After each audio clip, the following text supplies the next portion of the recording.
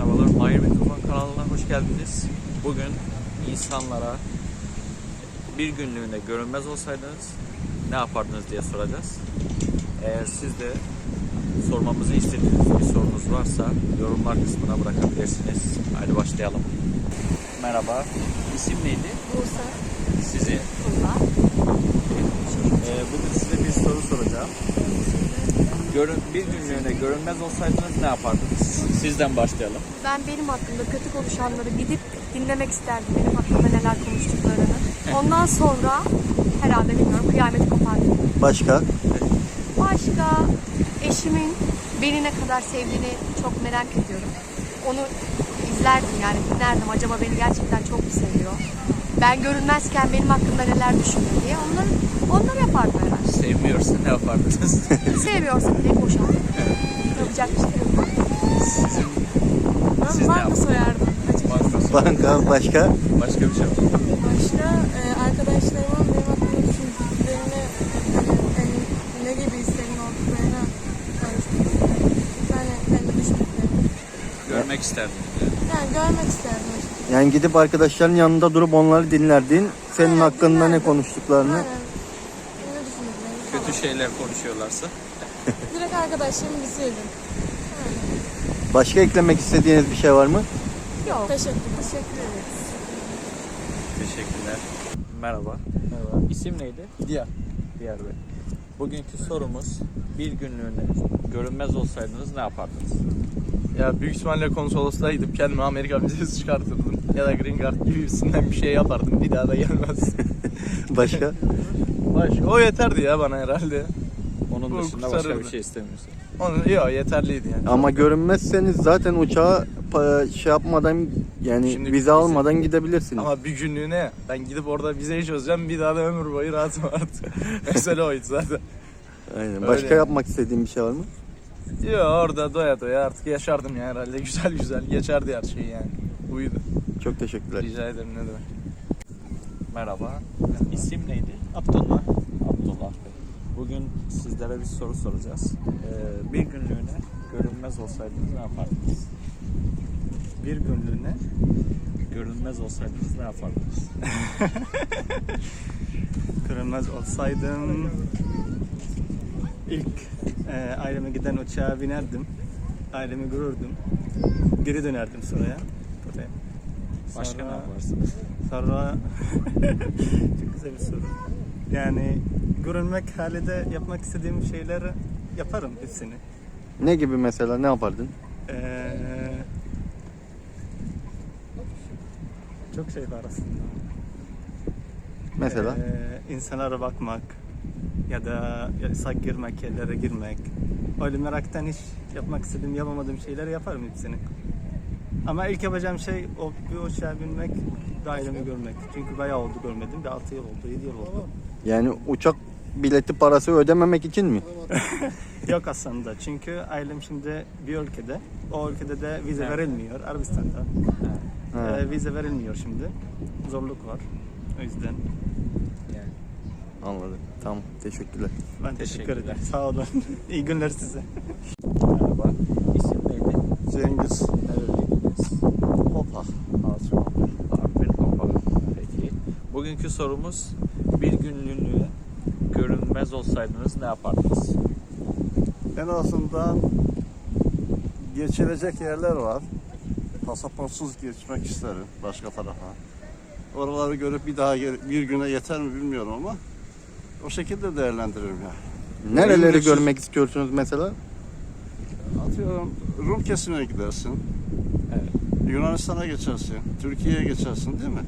Evet. Pasaport göstermeden bir faydası olur yani bir günde bir gündür yani değil mi? En azından görmediğiniz yerleri görmüş Tabii, olursunuz. o da faydalı olur yani. Kolay bir şey değil yani.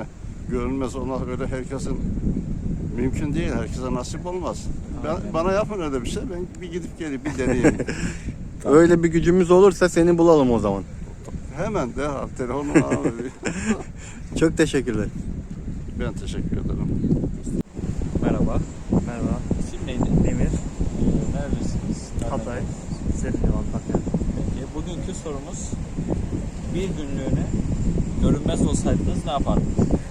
görünmez olsaydım büyük ihtimalle sevmediğim ne kadar insan varsa tekme tokat dalardım. Güzel bir intikam alırdım yani bunlardan. Üstüne bir de güzel bir vurgun yapardım yani.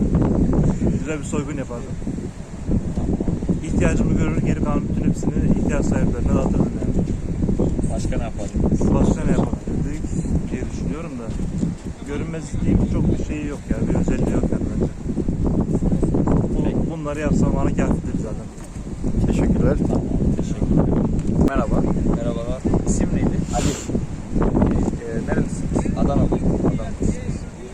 Bugünkü sorumuz bir günlüğüne görünmez olsaydınız ne yapardınız? Çok güzel bir soru. Ben bir günde görünmez olsaydım babamı deli ederdim. Bütün ayakkabılarını çalıp damdan aşağı yere atardım. O ne bileyim ayakkabıyı alıp bir şey yapardım. Ne bileyim evi de açlardım. Öyle benim öyle değişik fantazilerim var ya. Daha çok var da saymak istemiyorum yani.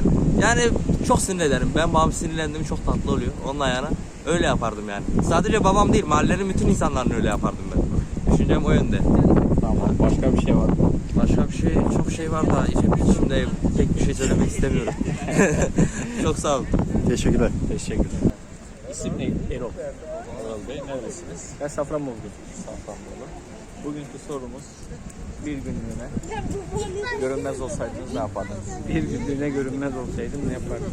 Çok değişik bir soru ya. Vallahi düşünmedim ama yani bir günlüğüne görünmez olsaydım herhalde yani böyle çok söylenmeyecek şeyler yapmak isterdim. Ben çok değişik şeyler yapardım. Ne Yani- gibi mesela? Söylenecek Mesela- bir şey var mı?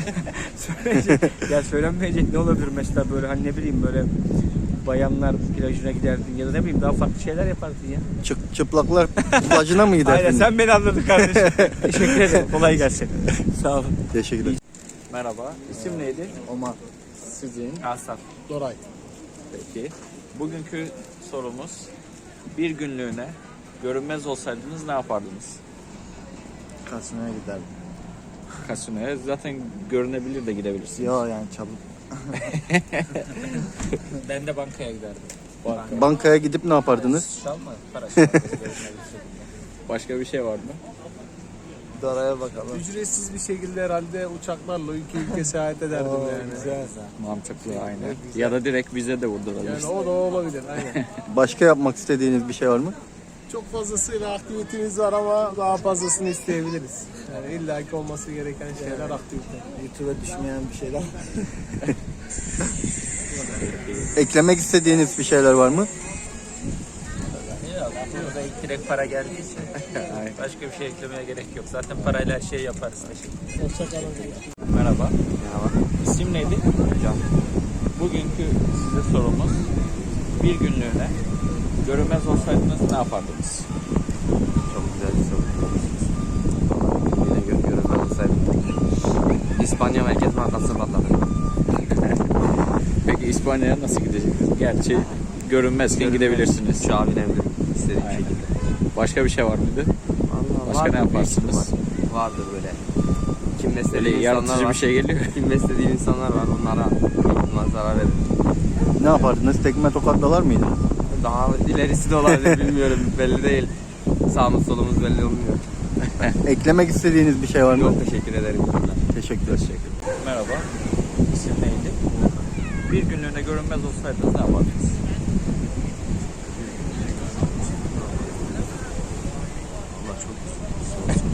Hiç düşünmedim ki. Görünmez olmuyor. Mesela ne olabilir? Mesela ne olabilir?